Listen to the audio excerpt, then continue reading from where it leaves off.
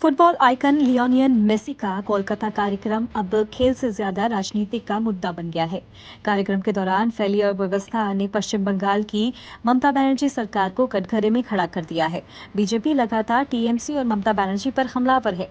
इसी कड़ी में असम के मुख्यमंत्री हिमंता बिस्वा शर्मा भी मैदान में उतर आए हैं। शर्मा ने सीधे तौर पर ममता बनर्जी को घेरते हुए निशाने पर लिया है। उन्होंने कहा है कि पश्चिम बंगाल में कानून व्यवस्था पूरी तरह से ध्वस्त हो चुकी है। शर्मा का आरोप है कि टीएमसी नेताओं ने वीवीआईपी कल्चर की वजह से एक अच्छा कार्यक्रम पूरी तरह से तहस नहस और खराब कर दिया। मेसी के भारत दौरे के पहले ही दिन कोलकाता के मैदान में अफरा तफरी मच गई। इसी का जिक्र करते हुए हिमंता बिस्वा शर्मा ने इस मामले में जवाबदेही ऊपरी तरह से होनी चाहिए का भी जिक्र किया है। उन्होंने तीखा बयान देते हुए कहा कि राज्य के मुख्यमंत्री, गृह मंत्री और कोलकाता पुलिस आयुक्त को गिरफ्तार किया जाना चाहिए। अब उनसे पूछा गया कि क्या वो आयोजकों की गिरफ्तारी का विरोध करते हैं, तो शर्मा ने साफ तौर पे कहा, ना तो वो समर्थन करते हैं और ना ही विरोध। देखिए, ये अवार्ड पहले भी काफी विद्वान लोगों को दिया गया था और आज ये सम्मान मुझे दिया गया है। मैं मानता हूं कि यह सम्मान आपको कोई अहंकार के लिए नहीं दिया जाते हैं। आप आगे जाके और जनता के लिए काम करें, अपना रेस्पॉन्सिबिलिटी निभाए, इसके लिए दिए जाते हैं।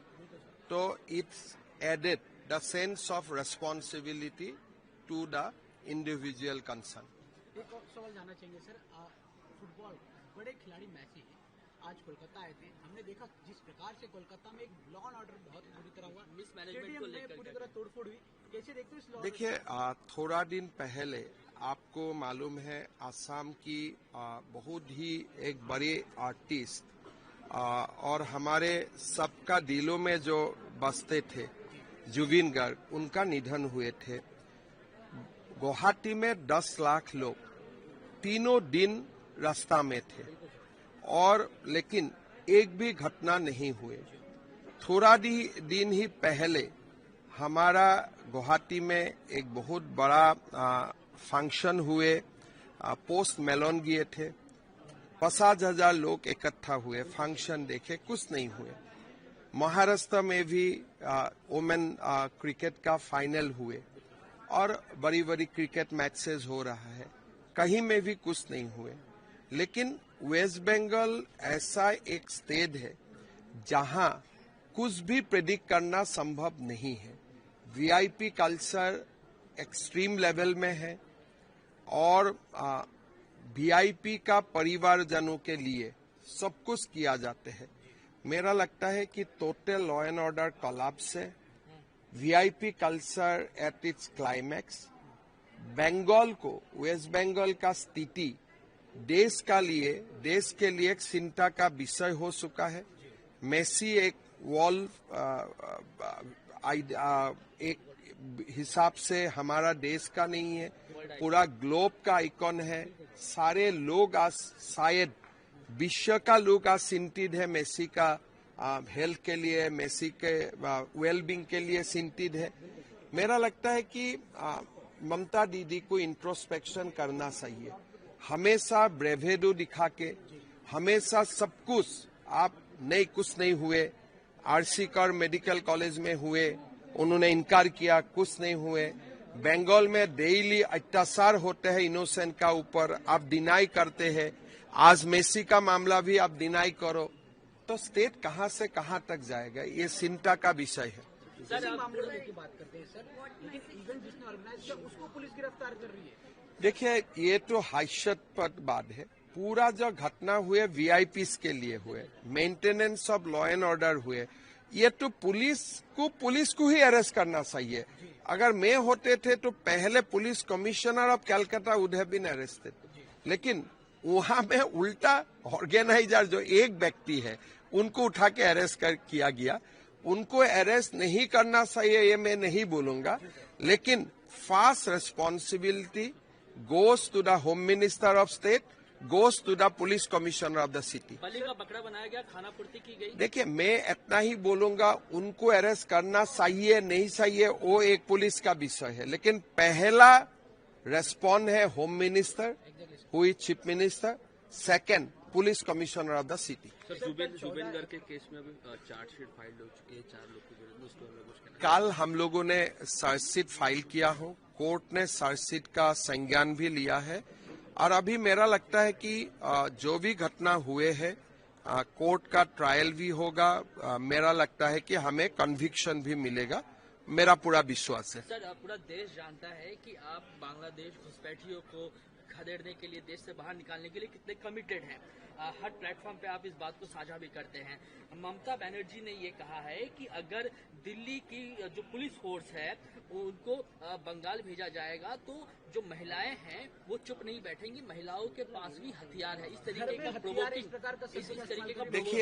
स्टेटमेंट। देखिए, ममता दी तो हमेशा जिंदा नहीं रहेगा, मैं भी जिंदा नहीं रहूंगा, लेकिन बंगाल को जो हालत में वो लेके जा रहा है, हमेशा हिस्ट्री ममता जी को क्षमा नहीं करेगा। आज आप वोट का बैलेट में जो भी हो, ईवीएम में जो भी हो, लेकिन हमारा देश का जो संस्कृति है, जो हमारा देश का विरासत है, हमारा देश का डेमोग्राफी है, सारे कुछ बंगाल में कुशला गया है। तो इसीलिए मेरा मानना है कि Didi will never be recognised by the history kindly.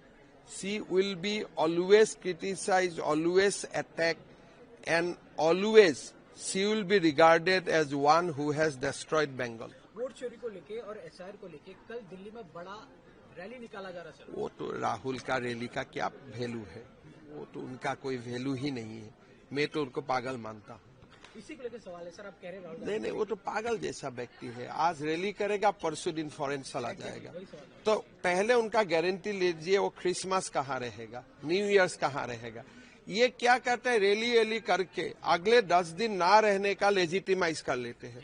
एक रैली कर लिया, फिर आगे देखो वो फॉरेन चला जाएगा, फिर 2 दिन का बाद फिर कोई स्टेट में 2-4 दिन पद यात्रा करेगा, फिर 1 महीना के लिए फॉरेन चला जाएगा। तो अपना एब्सेंस को ये सब हरकतों से वो लेजिटिमाइज करता है। फिल्म को लेकर हमने देखा जिस प्रकार से धुरंधर फिल्म बनी है, काफी उत्साहित लोग देख रहे, लेकिन कई खाड़ी देशों में इसको बैन किया गया है। कहा जा रहा है कि पाकिस्तान। देखिए, उनका फिल्म हम भी बंद कर दूंगा। हम कहा धुरंधर सले ना सले, हमारा वो इशू नहीं है। भारत में इतना व्यूअर्स है, हम ही देखे और हमको ही तो ये देखना चाहिए। और कोई देश हमारा फिल्म नहीं देखूंगा तो उनका फिल्म हम नहीं देखूंगा, हिसाब बराबर हो जाएगा। पार्लियामेंट में आज ही के दिन अटैक हुआ था, 24वीं बरसी है। देखिए, क्या अब पूरा देश बदल रहा है जो उस समय था? देखिए, आज अगर कोई भारत का पार्लियामेंट भी अगर ऐसा करने का हिम्मत भी करे, वो व्यक्ति, मैं तो यही बताऊंगा कि वो काम करने के लिए ना वो काबिल रहेगा, ना काम करने का बाद जो भी करवाएगा वो जिंदा रहेगा। पूरा हम अपना जो भी हमारा देश में आक्रमण करेगा, आज भारत उनका देश में जाके उनका घर में घुस के उनको मारेगा। सर, क्या आप मानते हैं कि leader of opposition Rahul Gandhi जो है इमेच्योर पॉलिटिशियन है? क्योंकि I don't think he's a immature politician. He's a psychological patient. He is a psychological patient. He does certain things who, in my view, doesn't look like that a normal human being can do. So if someone captures his many videos of different timeline and give it to a good psychological doctor, I think he will be able to detect the exact disease. Himanta Biswa Sharma के मुताबिक इस घटना की पहली जिम्मेदारी राज्य के गृह मंत्री और पुलिस आयुक्त की होनी चाहिए थी।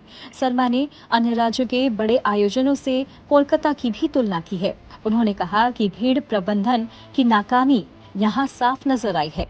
उन्होंने उदाहरण देते हुए कहा कि गुवाहाटी में 3 दिनों तक करीब 10 लाख लोग सड़कों पर थे, लेकिन कोई हादसा नहीं हुआ। पोस्ट मालोन का कार्यक्रम भी शांतिपूर्वक तरीके से संपन्न हुआ। मुंबई में विश्व कप फाइनल हुआ और सब कुछ व्यवस्थित रहा, लेकिन पश्चिम बंगाल ऐसा राज्य है जहां कुछ भी अनुमानित नहीं होता है, क्योंकि वहां वीआईपी कल्चर चरम पर है। गौरतलब है कि अर्जेंटीना के फुटबॉल आइकॉन लियोनियल मेसी का सबसे पहला भारतीय कार्यक्रम कोलकाता में ही रहा था।